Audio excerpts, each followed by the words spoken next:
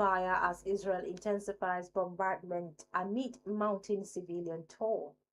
Erdogan hails fruitful Trump-led talks with Arab Muslim leaders on Gaza crisis. Dallas ICE facility shooting leaves 3 injured, suspects dead. Malawi's Chakwera concedes defeat, paving way for Mutharika's return to power.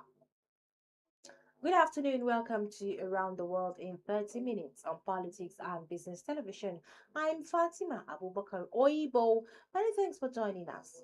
Details of these news stories and more content to come after the short break. Stay with us. Don't go anywhere.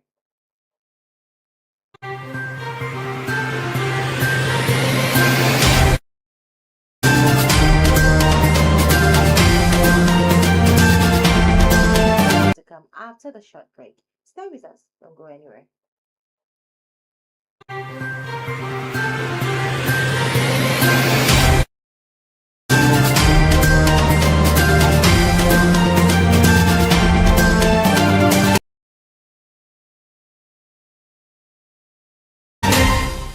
As an effort to dismantle Hamas infrastructure.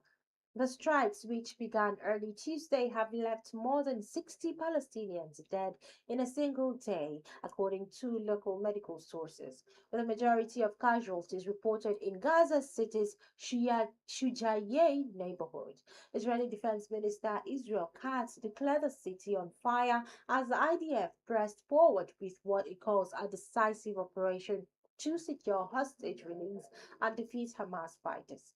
The United Nations has condemned the offensive, warning that tens of thousands of civilians are being forced to flee amid what it describes as terror-inflicting tactics.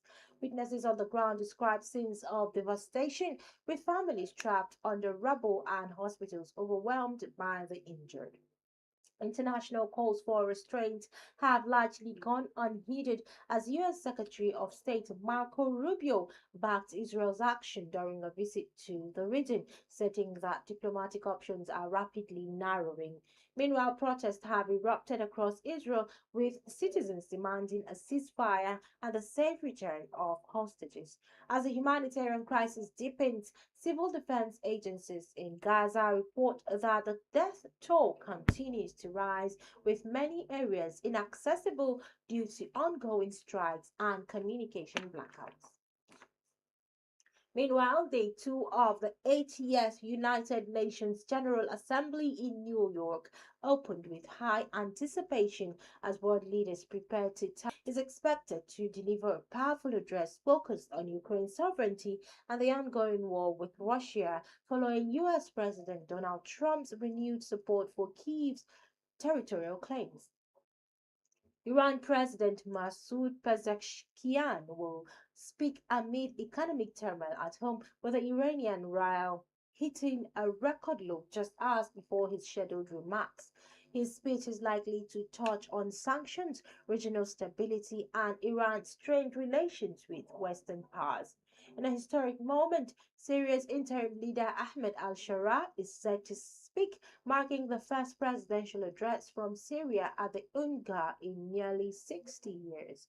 Al-Shara, once a rebel commander, now leads a transitional government following the fall of Bashar al-Assad. His appearance is expected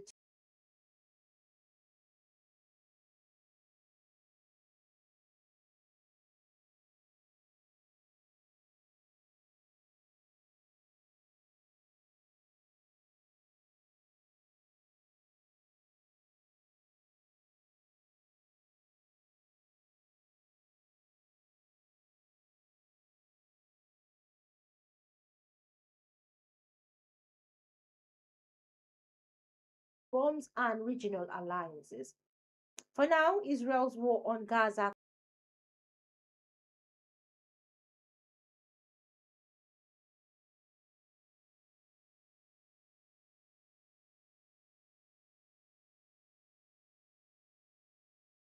to spark debate over Syria's future, democratic reforms, and regional alliances.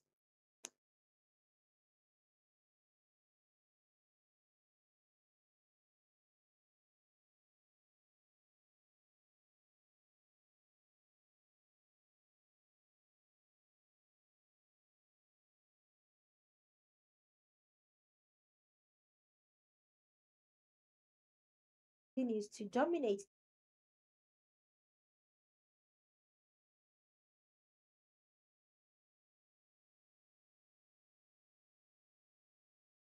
Israel's war on Gaza continues to dominate discussions, with multiple leaders condemning the scale of destruction and calling for humanitarian access. The General Assembly remains a charged arena as nations grapple with war, diplomacy, and shifting balance of global power.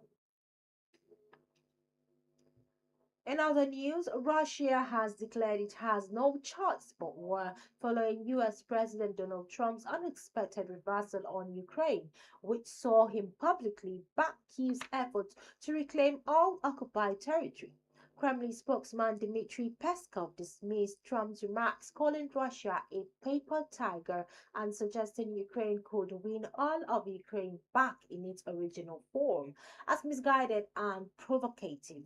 In a radio interview, Peskov insisted Russia would have no alternative.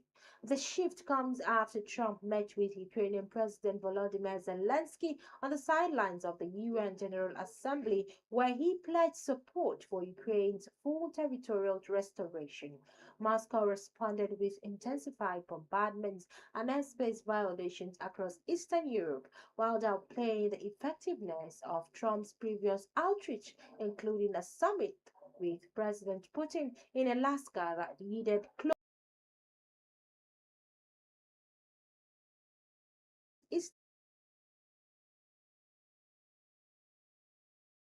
Eastern Europe, while downplaying the effectiveness of Trump's previous that the incident occurred nearly Wednesday morning around 7:30 a.m. local time when a suspected sniper opened